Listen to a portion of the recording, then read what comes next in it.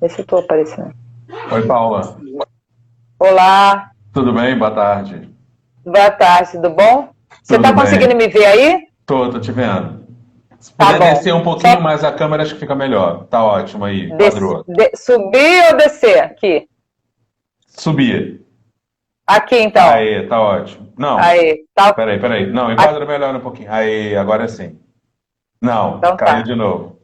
Aí, Aqui, agora. Isso. beleza. Tudo Tá, bem? porque tudo bom, minha internet tá com problema aqui, eu não consigo me ver, mas se você tá me vendo, tá tudo ótimo, o povo tá vendo. Tô te vendo. Boa tarde, a gente atrasou um pouquinho aí por conta do deslocamento, mas vamos dar continuidade aí nas lives do jornal. E hoje a gente vai conversar um pouquinho com a Paula do vôlei, que já deu tantas alegrias pra gente. No esporte, está vendo candidata a vereadora pelo PSD, é isso? Isso mesmo, primeiramente eu gostaria de agradecer pela oportunidade, pelo espaço de estar aqui com você, A gente para falarmos de agradece. um assunto tão importante, né? Esse momento Verdade, político aí tão atípico, tão diferente que a gente está vivendo, e verdade, diante de uma sociedade com tamanho descrédito, né, a nível de verdade. política. Então não é uma missão muito fácil, mas acredito que com uma renovação a gente consiga pelo menos politizar o povo e fazer com que eles acreditem de fato que possamos ter melhorias através de políticos sérios. Verdade. Então, queria já te perguntar, já de imediato, por que vir candidata a vereadora? Você já falou um pouquinho na introdução. Eu acho que a gente vem passando por uma série de problemas no Rio, e não só no Rio de Janeiro, mas no Brasil, então a gente não aguenta mais tanta coisa negativa acontecendo, um descaso com a cidade. Então, eu queria que você falasse um pouquinho o porquê de vir candidata, por que o partido, enfim, e já inicialmente, o que você já pretende fazer? Eu sei que você tem vários projetos no campo esportivo, mas vamos começar, para o pessoal começar a entender um pouquinho melhor, por que o desejo de vir candidata? Então, eu sempre, na realidade, na minha família, né, a minha família sempre foi envolvida, né, com Sim, política, né. Minha mãe, alguns anos atrás, ela veio como candidata a deputada estadual e também a deputada federal. Meu pai, ele sempre trabalhou com os políticos, ele era muito parecido até com o Conde, né? O pessoal chamava sim, ele de Conde na rua, ele muito parecido mesmo, trabalhou com o Conde.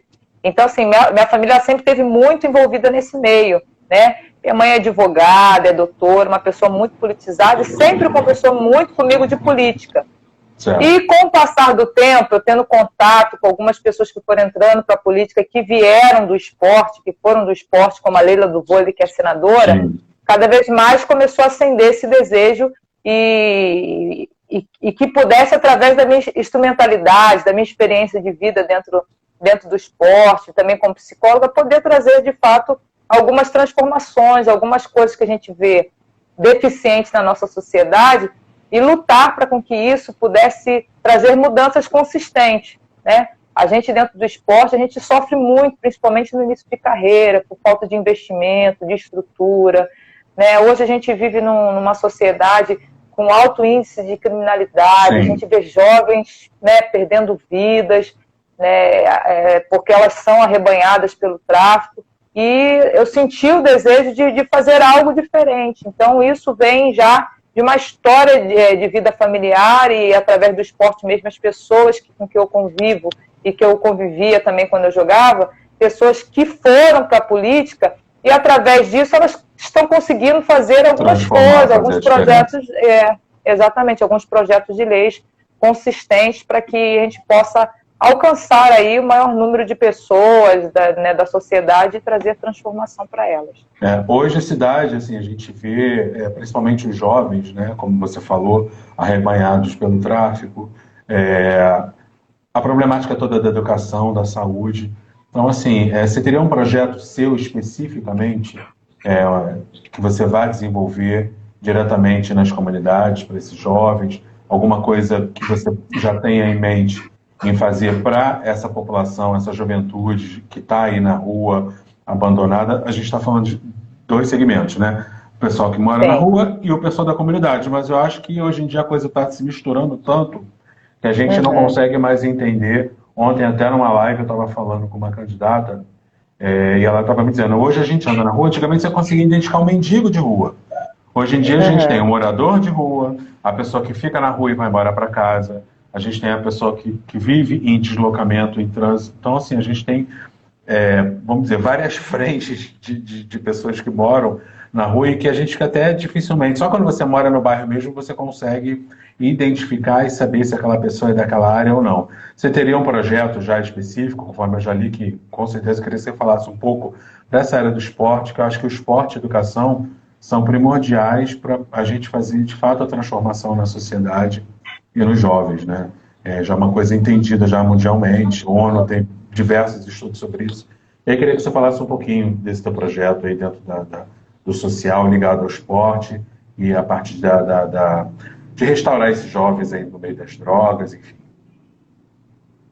Então, na época que as UPPs, né, elas foram implantadas aqui no Rio de Janeiro, com o intuito de controlar um pouco essa criminalidade, né, de diminuir isso, era dentro desse projeto das UPPs, era para existir um núcleo esportivo em cada comunidade. Né? Eles iriam se utilizar do próprio espaço dali, gerar emprego para aquelas pessoas que ali estavam e, ao mesmo tempo, poder alcançar essa juventude, a pegar aí esse contraturno nas escolas, que quando eles saíam das escolas, eles ficavam sem fazer nada. Só que isso não existiu e não existe hoje, né? O que existe hoje nas comunidades, e algumas delas eu já subi, até porque eu também, como pastor, eu subo as comunidades para pregar, eu fui conhecendo alguns projetos existentes de esporte, de cultura, né, de educação, que a própria comunidade mantém. Não são projetos governamentais ou municipais, né? Eles não têm esse apoio, esse recurso, mas a própria comunidade está mantendo, uma ajuda com uma coisa, outra ajuda com outra coisa, e são projetos que já existem há 10 anos, né? 15 anos, só que eles precisam, de fato, de uma estrutura. Então, assim, um dos meus projetos é colocar um núcleo esportivo nessas comunidades, se utilizando da estrutura que já existe, só apenas trazendo melhorias. É isso que eu ia te falar. Eu tenho andado aí também por aí já há alguns anos, e agora nessa época de eleição, mais especificamente, e vejo que grandes comunidades do Rio, até na periferia mesmo, a gente tem as quadras que estão abandonadas, que estão largadas, enfim, a gente tem uma série de espaços, como você está colocando, 100% abandonados, vamos dizer assim, né? Uns até fechados, o gradil apodrecendo, grama abandonada, e as crianças brincando na rua enquanto a quadra está fechada ali do lado, completamente abandonada, né? Então seria já inicialmente um projeto teu de fazer essa restauração desses lugares, esses polos esportivos nas comunidades. Com certeza, eu agora assim estou implantando um núcleo esportivo, né, que eu consegui aí um apoio do governo, né? Implantando um núcleo esportivo, e esse núcleo esportivo ele vai se utilizar da própria estrutura que já tem na comunidade. Né? A única coisa que vai vir vai ser o recurso financeiro, então vão ser 5 profissionais contratados, professores formados dali da própria comunidade, vão ter carteira assinada, vão receber uniformes, vão receber lanche, vão receber toda a estrutura para que o projeto continue de uma maneira mais forte, mais consistente, né? E o meu propósito é esse, ir nos lugares onde estão abandonados, deficientes, reestruturar essas quadras, reabrir para a própria comunidade, né? Até mesmo você falou nesses projetos de ruas, existem vários espaços que foram colocados para se fazer esporte, para fazer atividade física, né? Só que eles não são utilizados, as pessoas às vezes têm medo de estar ali porque falta uma iluminação, falta uma segurança para estar ali. Então, assim, um dos meus projetos é esse, é revitalizar esses lugares, né, colocar professores para estar trabalhando nessas áreas, né, remunerados, uma ajuda de fato, para que as pessoas possam ter acesso. Afinal, a gente não precisa falar só de esporte a nível de alto rendimento, né? Vou implantar um núcleo esportivo somente para pegar algum craque, alguma coisa assim, para fazer esse projeto. Isso. Mas, na realidade, é para o esporte... na verdade, né? Isso. Ressocialização e inserção social também. Inclusão social, exatamente. Então, um dos meus projetos é esse. Tá, e com relação... saiu uma pesquisa essa semana falando sobre os projetos, né, dos vereadores, 67% aí são irrelevantes, né? Então, assim, a gente de fato, precisa fazer uma renovação, acho que em toda a esfera política do Brasil, não somente do Rio de Janeiro. E hoje também a gente tem uma grande problemática no Rio, que são a questão dos camelôs, dos trabalhadores informais, que provocam toda essa desordem na cidade. Não porque eles querem, mas é um meio de sobrevivência que é encontrado para poder levar lá a comida no final do dia para casa para poder garantir a alimentação da família. Como é que você vê essa questão já um pouco do teu projeto, já que você tem em mente para poder tentar amenizar um pouco desse impacto difícil que a gente vem sofrendo no urbano da cidade? Assim, o índice de desemprego é muito grande hoje, né? Sim. E está cada vez maior. E para que isso melhore, existe uma necessidade de investimento no nosso estado, né? Sim. E isso não é um trabalho que vai ser muito, muito fácil. Vai ter que ter... o Rio de Janeiro ele vai precisar voltar a ser um atrativo para as empresas voltarem a investir aqui no Rio, né? Para as empresas voltarem e assim voltar a gerar a empregabilidade. Ou, de alguma forma, né, eu não me recordo muito, mas alguma coisa que eu li a respeito, que o Crivella tentou até normatizar, né, essas coisas dos camelôs, né, mas acho que não teve tanto sucesso, né, por causa dos impostos que são pagos, enfim. Mas eu acho que o caminho pode ser esse, para a gente poder normalizar. Tem um mito aí, né, que circula e a gente diz que a gente trabalha na linha da denúncia, né, como as pessoas falam, que essas legalizações são comercializadas, são vendidas, enfim, o negócio não entrar nesse mérito. Eu acho que é uma questão que a gente precisa, de fato, organizar e resolver dentro da cidade, né? Então, você teria alguma empresa, na verdade, além da questão pública, você já pegaria também, iria recorrer ao setor privado para poder tentar um apoio dentro desses projetos que você já tem em mente de trazer para o teu como um plano de governo e executá-los. Então, você não ficaria só dependente do governo, do Estado, enfim, da verba pública, mas também fazer a captação da iniciativa privada. Isso, incentivos fiscais, né? Sim. Isso é muito utilizado, né, no esporte, né? E no social, a gente sabe que muitas empresas fazem isso para redução aí nos impostos Sim. que eles pagam, que as empresas pagam um imposto muito alto. E por que não a gente trazer isso, né, para essa área comercial, para esse caos urbano? Pelo menos o centro do Rio hoje virou um caos urbano, né? Exatamente. A mobilidade ali é horrível. O VLT, né, ele passando no meio da cidade, e é moto, é bicicleta, a gente já não sabe como atravessar, para que lado olhar, para onde olhar, um monte de camelô no meio da rua, ali simplesmente virou um caos, né? Em contrapartida, a gente vê inúmeras lojas fechadas, com portas arreadas, porque não conseguiu sobreviver nessa época de pandemia, e anteriormente também já estavam fechando muitas lojas. Isso que eu ia falar, já era um processo, a pandemia, ela só, na verdade, mostrou para a gente, né, uma situação que já vinha existindo anos atrás, que é a decadência do Rio de Janeiro, a problemática do comércio, a falta de incentivo, justamente, a falta de apoio do governo. A gente tem restaurantes tradicionais, lojas tradicionais, enfim, lugares que realmente não deveriam, que contam a história da cidade, que foram fechados, né? Então, esse é um ponto também super importante que você está levantando. E o que mais te incomoda hoje, assim, olhando, vamos dizer que você esteja olhando o Rio de Janeiro, o que mais te incomoda hoje na cidade? Assim, além de tudo isso que a gente já falou, mas deve ter um ponto nefrálgico aí que você diz, não, isso aqui não queria ver, no sentido de que está me incomodando muito e no momento não tem como resolver. Então, assim, eu tive a oportunidade, né, de morar em vários estados, até mesmo fora do país, e olhar, né, para o que era bom e o que era ruim, né? E uma coisa que sempre me incomodou, né, do Rio de Janeiro, é uma cidade, para mim, no meu olhar, completamente desorganizada, né? As repartições públicas, se a gente vai buscar algum serviço, você demora horas na fila e quando consegue resolver, olhe lá, se você não tiver que pagar por aquilo que te é de direito, tá? Então, a corrupção, ela começa daí. Então, eu preciso ir num cartório para poder registrar, né, fazer um registro de imóvel. Né? Tudo se paga. Você não consegue tirar um documento, uma xerox, uma cópia. Não. É uma coisa que te pertence, né? Até uma cópia de IPTU, se você quiser, qualquer coisa, tudo se paga, tudo tem uma taxa, né?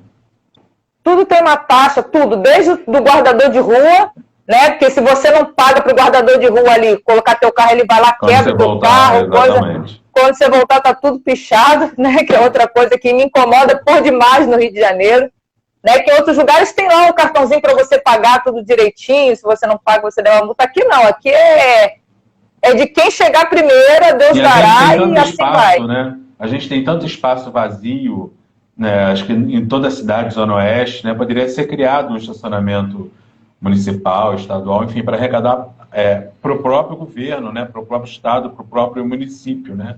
E não é feito, né? É sempre tudo muito terceirizado, né? A gente tenta terceirizando até a vida, praticamente, daqui a pouco, né? Então fica muito difícil. Para os deficientes, que também são os mais prejudicados nessa mobilidade aí, tenho falado que essa semana eu tenho visto aí, andando na cidade, as pessoas quando descem dos ônibus, vi um motorista, né, porque não tem mais trocador, motorista descendo para ajudar um cadeirante, mas 2 passageiros tiveram que ajudar porque o elevador não funcionava. Então, assim, o rapaz ficou nervoso, ele começou a chorar, porque realmente é muito difícil, né? Então, você teria um olhar diferenciado também, propostas nesse sentido dessa melhoria, que a gente não tem rampa para cadeirante, a gente não tem espaço, está tudo esburacado, a gente vive um abandono total, né? Sim, precisamos melhorar a acessibilidade, né, para o deficiente físico, né? Hoje as nossas ruas elas não estão preparadas para um cadeirante, não existem poucas rampas de acesso, até mesmo os restaurantes, às vezes é uma porta de um restaurante para um cadeirante entrar, né?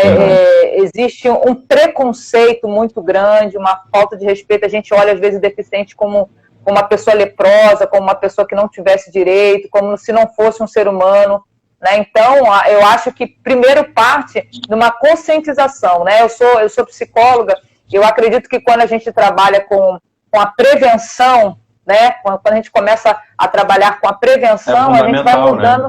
Né? É fundamental. Né?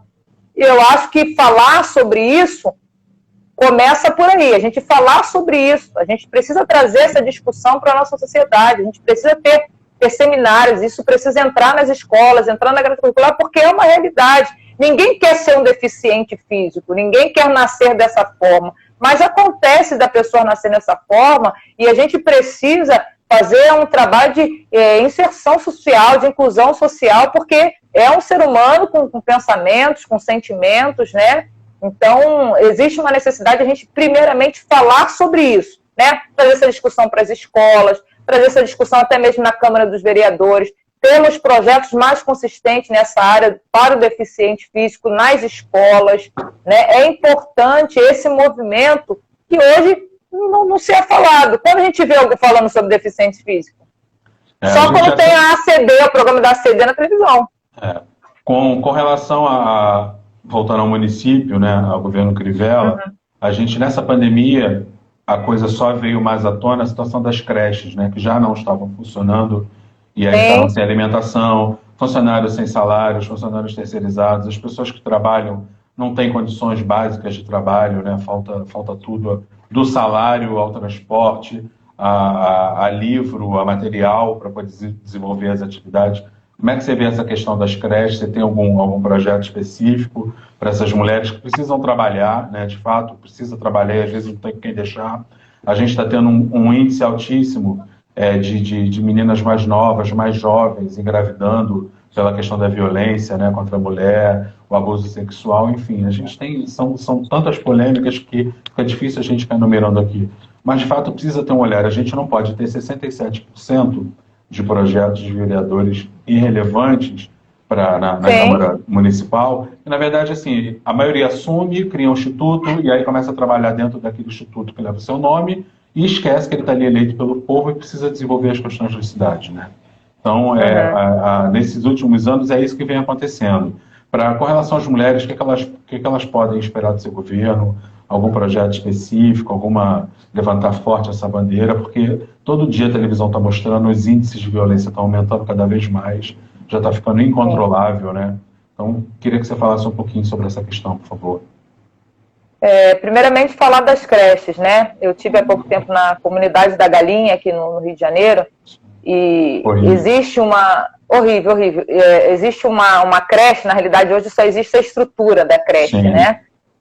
Só que assim, lá esse líder comunitário, teoricamente, tá? Eu digo teoricamente porque esse dinheiro nunca chega às mãos. A creche, ela está registrada, ela recebe um valor financeiro, recebe material de limpeza, só que a creche ela não existe.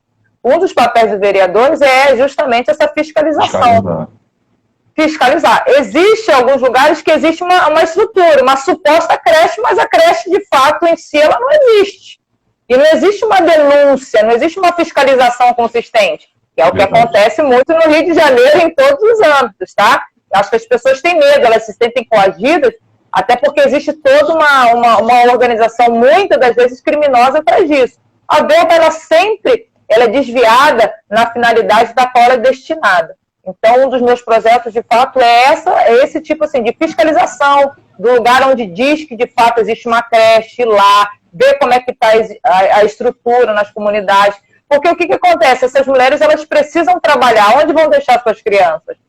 Existe uma necessidade de uma capacitação para o profissional que vai trabalhar nessa creche. Não pode ser uma pessoa qualquer para cuidar simplesmente de criança e essa criança não ter o seu desenvolvimento ainda, né, porque a gente sabe que os primeiros momentos de vida, eles são extremamente importantes para o seu desenvolvimento cognitivo, né? As pessoas acham que não, mas os estímulos iniciais da criança, elas são primordiais para o seu desenvolvimento. Então, um dos meus projetos, de fato, é ter uma fiscalização mais consistente, se utilizar das estruturas que já existem, ou supostamente existem, para reestruturar essas creches e aumentar o número também de creches que hoje é muito deficiente no nosso município, né?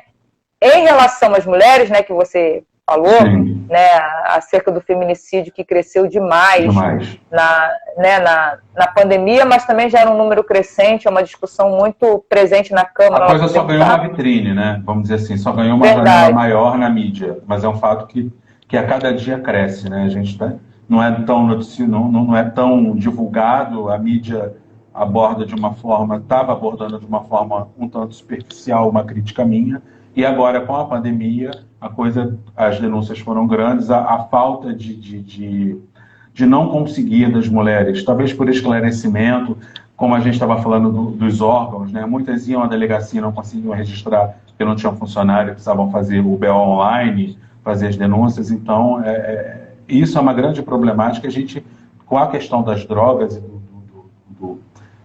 dessa desordem da cidade, é o que a gente mais também está sofrendo no Rio de Janeiro, né? A violação contra as crianças, contra as mulheres. E aí, desculpa te interromper. Eu acho que o que mais a gente sofre, né, se chama assim, a impunidade, né? Sim. E mexer, né, nessa lei não é uma coisa muito simples, não é uma coisa muito fácil, mas que precisa urgentemente ser mudada.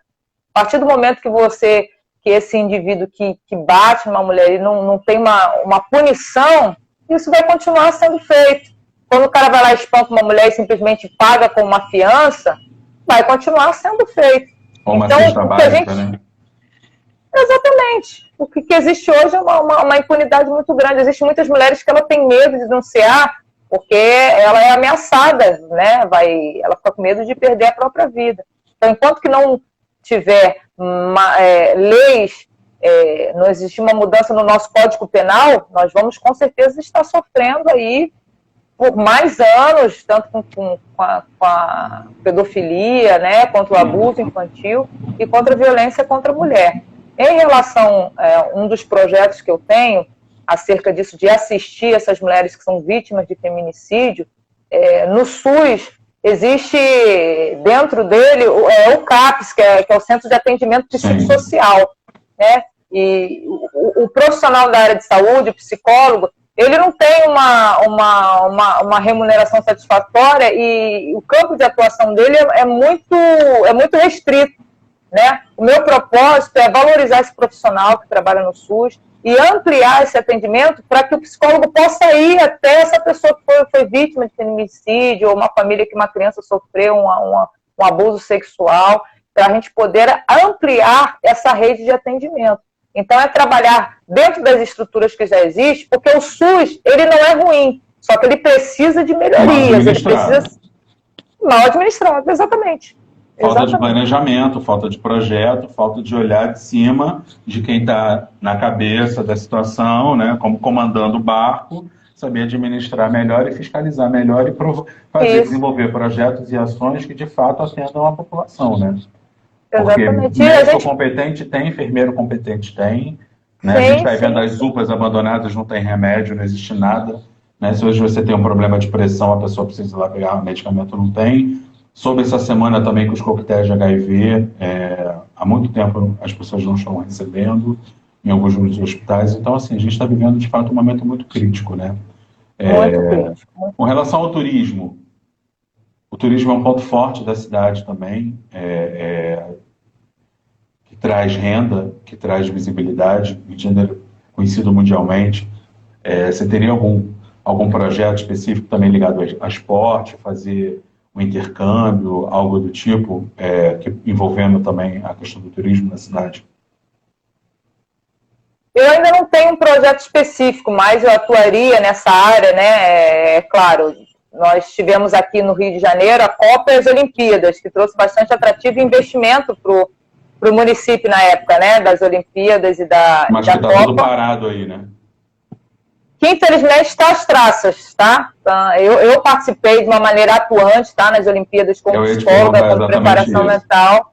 Trabalhei no Comitê Olímpico. Feedback, qual é a sua visão hoje de tudo que você passou, né? Que você mergulhou de fato, eu acompanhei um pouco a sua atuação. E hoje, assim, a gente não só lamenta, mas a gente dá vontade de tampar os olhos e sentar e chorar e ver toda aquela estrutura que podia estar servindo para tantas crianças, para tantos jovens, né, sendo até realizando sonhos, né? Uhum. Criando... Com certeza, porque virou tudo um elefante branco, né? Na realidade, agora virou tudo um elefante branco. Quando eu fui implantar o núcleo esportivo no Turano, eu fui buscar esse recurso, existiam mais de 100 e poucos projetos que foram viabilizados para o município do Rio de Janeiro. Só que esses projetos, eles foram pegos, mas eles não existiam. O dinheiro era pego, mas eles não existiam. Então, era para ter um projeto na Rocinha, lá com o professor atuando, mas o dinheiro era pego, mas não existe o projeto.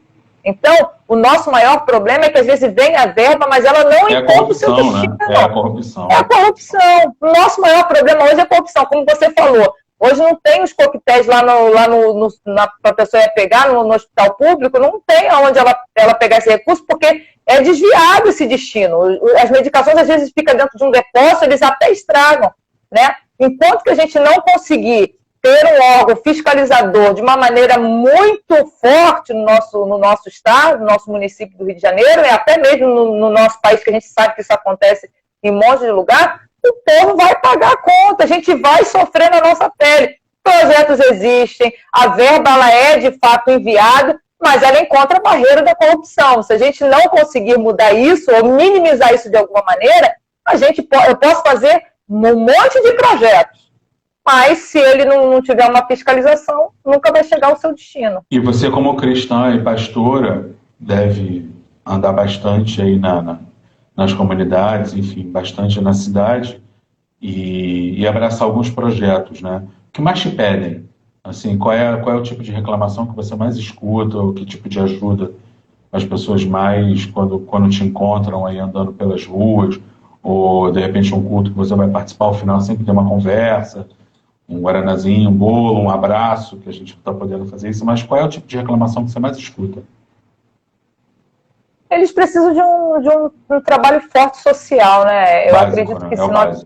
É o básico, o social. Se nós conseguíssemos transformar, eu não acredito que nem todas as comunidades a gente conseguiria fazer isso pelo tamanho, mas transformar as comunidades em favela-bairro, cada lugar com um batalhão de polícia, com o seu hospital próprio, com a sua escola, eu acho que geraria empregabilidade para a própria comunidade.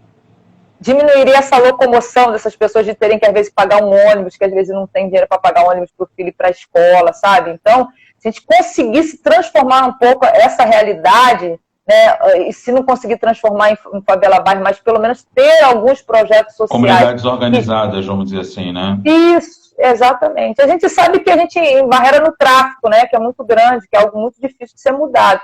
Mas se a gente conseguisse implantar, né, minimamente essa situação, eu acho que o caos poderia ser reduzido e a gente poder trazer alívio para essa pessoa que mora nessa condição. Sim, sim. 4 anos de governo é difícil realizar tantas coisas, né? A gente sabe que, além das barreiras políticas internas dos órgãos públicos, a gente sabe também que não é tão fácil né, dar conta de tudo nesse período.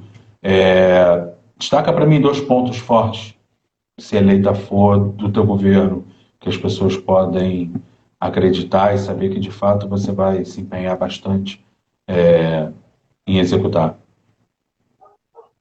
Os 2 pontos fortes, com certeza, como eu falei, é o esporte, né? Vou lutar, né, pela nossa juventude, para, de fato, implantar esses núcleos esportivos, pelo conhecimento que eu tenho, pelas pessoas que eu posso agregar para conseguir esses projetos nas comunidades, e investir também na nossa educação, porque são 2 ferramentas importantes para a transformação da nossa sociedade. A partir do momento que eu tenho um povo ignorante, ele é um povo manipulável, né? Então, hoje a gente vive essa era. Tudo que a gente vê na televisão, a gente às vezes tem como verdade, e a gente é conduzido por essa verdade, e a gente nem busca saber de fundo se aquilo é verdade, né? Essa é a nossa realidade. Nosso povo hoje está sendo um povo manipulado por uma mídia social, por um Facebook, por um Instagram. Cada notícia que sai, meia dúzia são fake news, né? Uhum. A média é 6, 8 fake news, né? Então, assim, a gente tem que, de fato, ir atrás das fontes. Por isso que eu acho que é importante esse tipo de live, da gente esclarecer as pessoas que moram na cidade, está muito próximo à eleição, e conhecer melhor um pouco as propostas, ouvir melhor os candidatos, enfim, saber de fato quais são as propostas, o que pensa, como pensa, e queria que você fizesse aí falasse um pouco mais da tua candidatura, deixasse uma mensagem para as pessoas, para os nossos seguidores, para quem depois vai entrar e assistir a nossa live, o que de fato você espera da cidade, do seu cargo, e o seu compromisso aí com a população? Bom, meu compromisso com a população é trabalhar com transparência, trabalhar para que as coisas que já existem, né, até mesmo como projetos para a sociedade, trabalhar como uma fiscalizadora para que a gente possa diminuir um pouco essa corrupção, vamos colocar esse desleixo que existe com o próprio povo, né?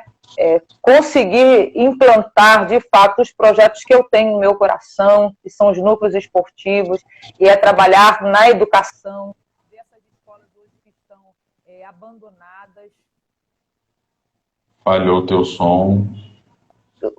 O descaso com as escolas. Voltou. Eu pretendo...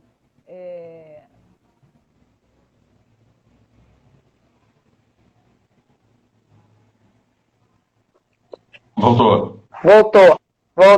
Né? Eu pretendo, então, através do esporte, da educação, trazer esse tipo de transformação. Nos Estados Unidos tem uma coisa muito bacana, né? A pessoa, ela estuda, né? E ela pratica esporte. A partir dali, ela vai ver se ela vai se tornar um profissional ou não, mas ela já tem educação, né? Já tem essa universidade. Eu acho muito interessante a gente se implantar isso também nas escolas no Rio de Janeiro. Existe uma necessidade de um investimento maior na nossa educação. Foi aprovado há pouco tempo no Congresso o Fundeb, que é o Fundo Nacional, né, de Educação, para que ele se torne permanente, para que esse fundo se torne permanente e consiga chegar essas verbas para o nosso município e a gente poder investir na educação. Precisamos investir nos profissionais que trabalham, precisamos ter uma fiscalização desses profissionais, qual o tipo de qualidade que está tendo, né, nas escolas. Precisamos acabar com essa aprovação automática que foi implantado no governo Lula, que é a coisa mais absurda. Eu ia te perguntar isso. Se você era a favor, e sabendo que você é do esporte, e já vem com todo esse trabalho, com certeza não seria, né? Hoje, por exemplo, né, a gente está vendo a questão da pandemia, saiu uma nota ontem dizendo que as crianças vão ser aprovadas, né? As aulas praticamente, outubro, novembro e dezembro, tiveram 2 meses de aula, praticamente, é impossível. Como é que o aluno vai ser aprovado de uma cadeira, de um curso no qual ele não teve conhecimento, né? Ele não conseguiu estudar, né? Então, como é que passa de ano, né? Com certeza. Para acelerar o processo educacional, aula online para quem não tem internet em casa, para quem não tem telefone, não é? São várias soluções que eu acho que, às vezes, assim, causam uma certa revolta para a gente, como eu, como cidadão, como comunicador, que eu acho importante a escrita, o português, como todas as matérias, né? Claro. O audiovisual hoje em dia é muito mais importante. A gente sabe que as crianças hoje preferem ver um vídeo, assistir um filme, do que pegar um livro e ler. Então, essa cultura, e aí a gente só vai, como você disse, deixando a sociedade e a juventude cada vez mais pobre, né? Pobre no sentido intelectual, né? Não é de interesse, né, das grandes autoridades fazer com que essa parte da população tenha acesso a esse tipo de conhecimento para poder ter uma opinião formada e crítica com relação às coisas, né? Com relação ao sistema. Com certeza. E que tipo de profissional nós vamos ter no nosso futuro? Né? Aparentemente, se nós voltássemos todo esse ano letivo, aos olhos de muitos seria um atraso. Mas o que é aos olhos de muitos é um atraso, lá na frente teríamos lucro. A gente não pode, da forma que nós estamos tratando. Isso vai refletir socialmente. A gente vai pagar essa conta mais para frente. Né? Então, a gente precisa encarar a realidade. A pandemia, ela não teve só no Rio de Janeiro, ela teve no mundo inteiro. A gente encarar a realidade, mundialmente, encarar a realidade. A gente precisa olhar lá para fora e ver, mas o que eles estão fazendo lá? Qual é o tipo de intervenção que eles estão tendo na educação para a gente poder trazer para a gente e encontrar um equilíbrio para que a gente possa oferecer para esses jovens, para essas crianças, até mesmo os universitários que ficaram sem aula. O que a gente pode trazer, agregar, mas que não dessa forma fazer essa aprovação automática, de uma maneira como se a educação fosse qualquer coisa. Então, para que eu vou para a escola? Verdade. Para que eu vou acordar cedo para ir para a escola? Então, não precisa mais ter escola, fica tudo online, quem quiser estudar, que estude e acabou. E não é verdade? Aí vem o tráfico e arrebata todo mundo, né, dando tênis, a camisa, a mochila, o celular de ponta. Enfim, é difícil, é um momento difícil que a gente está vivendo, né? Com toda certeza, com toda certeza. Estão perguntando aqui, com relação às mulheres, se você concorda também sobre essa discriminação ainda das mulheres na política. Tem uma pergunta aqui, acho que foi a Sabrina que perguntou como é que você vê essa questão aqui sobre as mulheres estão sendo discriminadas na política? O que você acha disso? Uma pergunta que fizeram. A gente vem de uma cultura em que a mulher é discriminada em todos os âmbitos sociais, né? Em todos os lugares que a mulher tentou ocupar, isso foi uma luta, né, muito grande para que a mulher pudesse chegar até aqui. É um espaço que hoje, né, ainda que uma porcentagem mínima ainda de mulheres, né, elas são atuantes na política, mas que tem crescido, e o lugar de mulher é onde ela quer. Ela não é menos capaz do que o homem de estar ocupando um lugar na política. Pelo contrário, talvez a mulher, pela sensibilidade que ela tem um olhar mais humanizado e trabalha em função do povo, não em função de si próprio. Então, eu acredito que a mulher ela tem muito que contribuir, né, com a sociedade. Então, é um lugar de mulher onde ela quer. E para a gente ter esse enfrentamento nesse lugar da política, a gente tem que ser muito determinada, porque não é uma coisa muito fácil. Né? Até mesmo hoje foi criada aí essa cota, né? Faz pouco tempo que essa cota foi criada de 30% para que a mulher pudesse, de alguma forma, sendo inserida nesse cenário.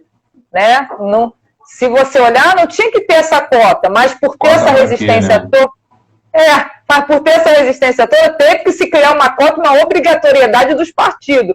A cada uma mulher que sai, são 2 ou 3 homens que têm que sair, né? 3 homens que têm que sair da legenda aí do partido. Então, de alguma forma, o partido ele é obrigado a ter a mulher, é obrigado a ter a cota da mulher, para que ela possa entrar no cenário como se a gente não tivesse essa capacidade, como se a gente não tivesse esse direito. E é um absurdo. Seria muito bom se a gente não pudesse rotular as coisas, né? Cota para negro, cota... Né? Pelo amor de Deus. Universidade é um absurdo, né? Cota para índio, para negro, para amarelo, para tudo, né? Para tudo tem cota.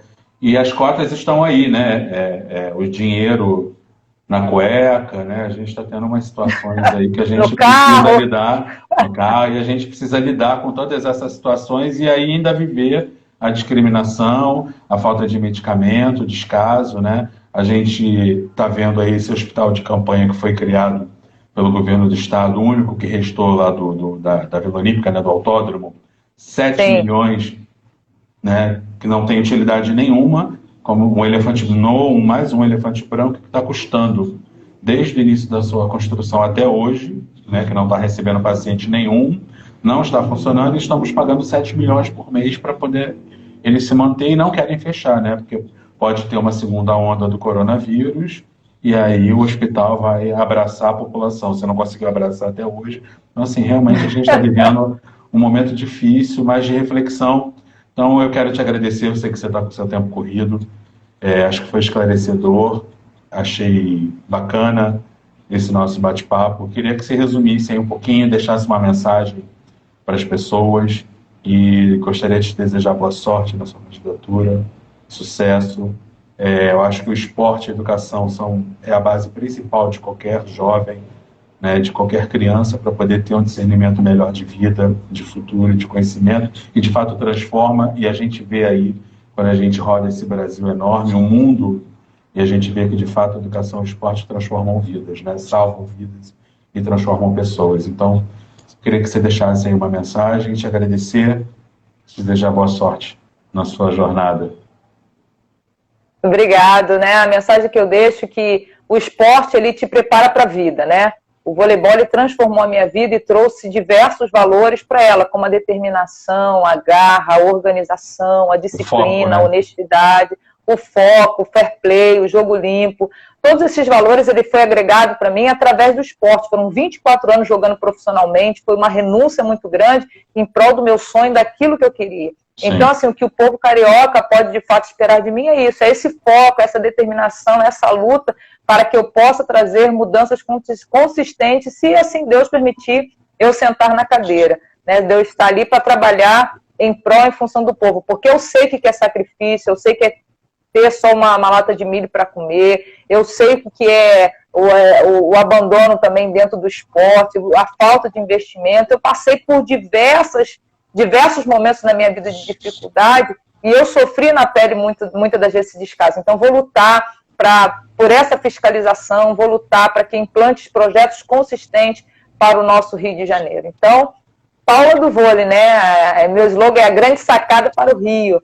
Né? Se você ainda não tem candidato, meu número é 55200, que você possa aí estar me dando a oportunidade de poder trazer uma mudança, uma transformação para a nossa cidade, porque afinal ela é maravilhosa e ela merece, você merece como população, e a nossa política ela precisa de renovação. Renovação é a palavra para o nosso estado, então, para o nosso município do Rio de Janeiro. Então, Paula do Vôlei, a grande sacada para o Rio, 55200. Eu gostaria de estar agradecendo ao Jornal do Rio por esse espaço, por essa oportunidade, a você que conduz com tanta sabedoria, tanta destreza essa live. Muito obrigada. Obrigado você. Enfim, convidar o pessoal para assistir lá depois nas nossas redes sociais, Facebook, Jornal Diário do Rio, é um íconezinho laranja com branco, nosso Instagram, nosso site www.diariodorio.com.br. Foi um prazer, boa sorte.